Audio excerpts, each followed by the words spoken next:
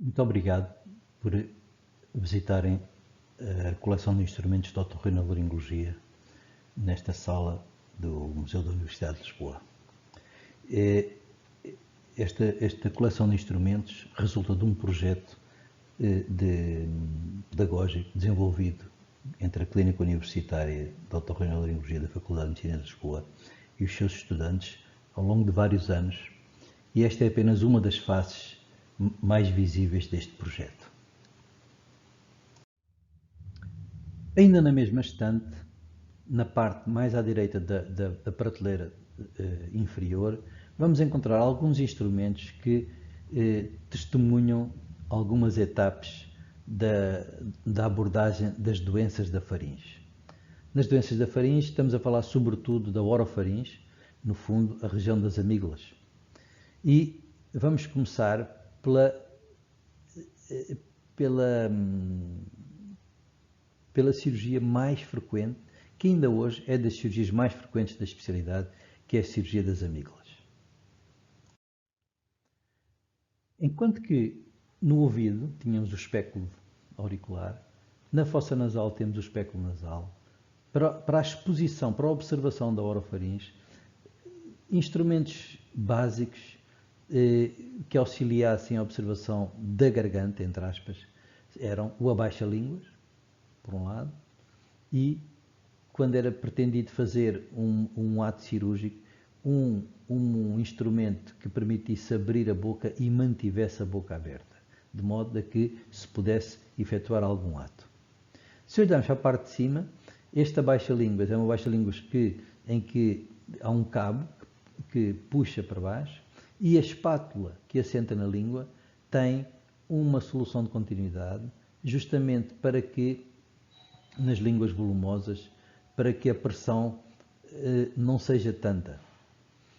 É um instrumento que foi evoluindo ao longo do tempo. Hoje em dia temos as vulgares espátulas de madeira, que é apenas um sucedâneo de todos estes abaixa-línguas que existem. Há muitas variantes e o que foi mudando depois acabou por ser a própria liga metálica com que é efetuado o instrumento e o objetivo que se pretende.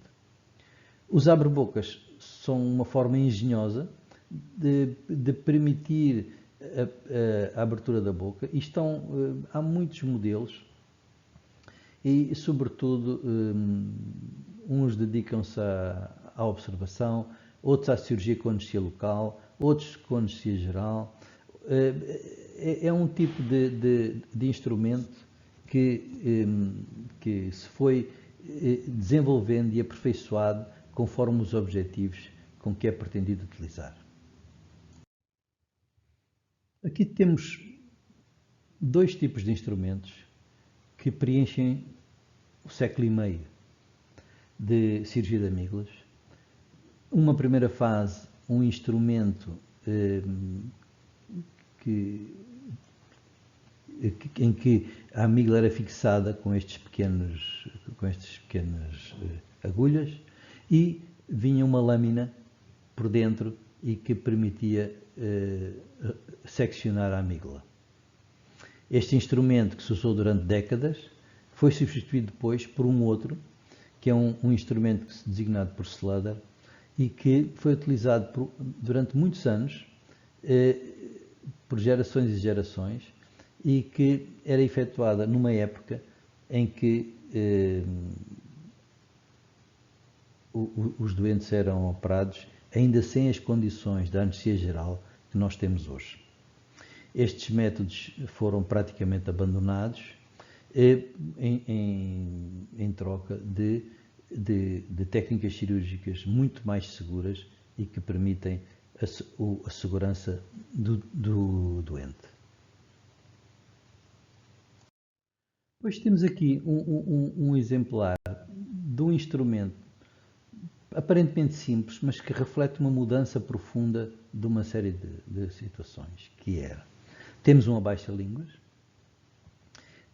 ligado a uma cânula de aspiração, em que se observam na extremidade do abaixa-línguas orifícios para aspirar as secreções e o sangue.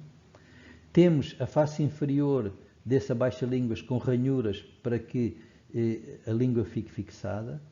Temos no cabo uma espécie de um ângulo para apoiar a mão.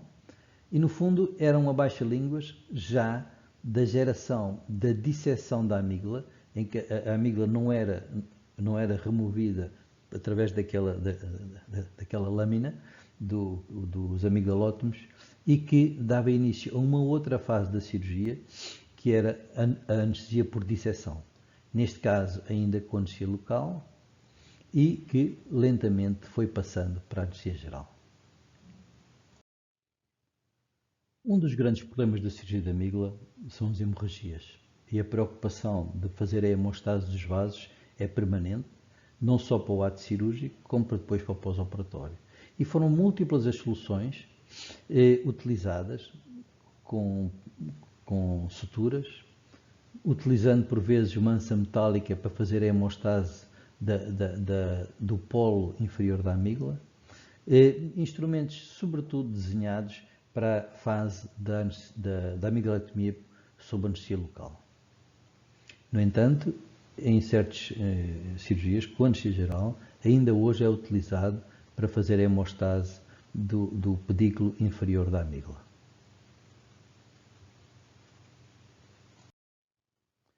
Estes são instrumentos que nos dias de hoje um cirurgião desta época praticamente não consegue imaginar para que servem. Mas a necessidade de fazer a hemostase era de tal ordem que aparecem instrumentos que nós hoje em dia teríamos muita dificuldade em imaginá-los sequer. Neste caso, um compressor da loca amigdalina, em que um dos ramos da pinça fica por fora, o outro por dentro da orofaringe, e no meio ficará uma compressa a fazer pressão. E temos embaixo uma agulha que hoje em dia parece uma peça de museu, muito utilizada durante uma época, que era a época em que o cabo e a agulha eram uma peça única, tinha uma pequena reentrância para colocar um fio e um fio de sutura, e no fundo é a época antes das suturas de utilização única.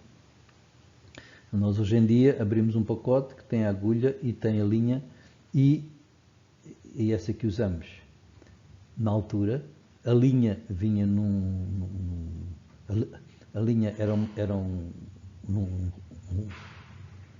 vinha num rolo, era adaptado, fixado neste orifício, era efetuada a passagem da agulha e a linha era recolhida na outra ponta e dava-se o nó. Muito se andou desde esta época até às atuais linhas de sutura que nós temos, das múltiplas variedades que temos hoje. Esta cirurgia de amígdalas foi evoluindo e, voltando novamente à necessidade de fazer hemostase, há uma junção de fatores que levam ao aparecimento de uma técnica que foi criada na Faculdade de Medicina de Lisboa, pelo professor Mário Andreia, e que revolucionou totalmente a forma como se operam as amígdalas em todo o mundo. Em primeiro lugar, passou a ser efetuada sob microscópio. Quando se opera ao microscópio, é obrigatório que nós façamos a hemostase, porque senão o campo fica com tanto sangue que não se percebe nada. E então, para fazer a hemostase, utiliza-se uma pinça de eletrocoagulação bipolar, e consegue-se fazer a hemostase vaso a vaso e dissecar o plano que separa a parede da faringe da amígdala, e consegue-se reduzir drasticamente a hemorragia, as complicações no pós-operatório e os resultados funcionais da cirurgia de amígdalas. Esta técnica nasceu de uma coincidência de fatores, em que o professor Mário Andreia foi-lhe solicitado para participar numa reunião da pediatria sobre a cirurgia das amígdalas, e ele quis levar um filme, um vídeo, e percebeu-se que não tínhamos vídeo nenhum sobre este assunto. E a forma mais simples de conseguir fazer um vídeo foi utilizar o microscópio cirúrgico do ouvido.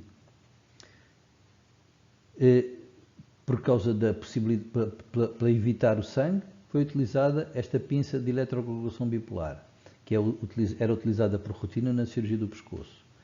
E, surpreendendo a todos, quando se faz esta primeira cirurgia, que parecia um exagero usar o microscópio para uma coisa destas, mas no fundo ficamos todos fascinados porque fez uma cirurgia em que não houve hemorragia nenhuma.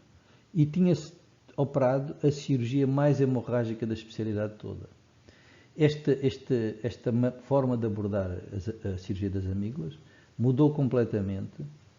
Levou-nos durante cerca de 15 anos a ir anualmente ao Congresso da Academia Americana para efetuar cursos para os participantes. Eram cursos muitíssimo frequentados, em salas grandes, porque é a cirurgia mais frequente da especialidade. E, portanto, esta técnica e esta utilização da pinça bipolar, que está aqui representada nesta estante, representam toda uma nova dimensão da cirurgia de amígdalas e que ainda hoje persiste e é efetuada. E assim agradecemos a todos terem-nos acompanhado nesta visita, em que se celebra os 100 anos da Clínica Universitária de Otorrino e merece um agradecimento especial em tudo isto aos estudantes da Faculdade de Medicina da Universidade de Lisboa, ao Instituto de Anatomia Humana da Faculdade de Medicina, à Biblioteca e ao Núcleo do Património da Faculdade de Medicina da Universidade de Lisboa e ao Museu da Universidade de Lisboa. Muito obrigado. Para quem estiver interessado em contactar, deixe o e-mail que poderão contactar-me se assim o entenderem.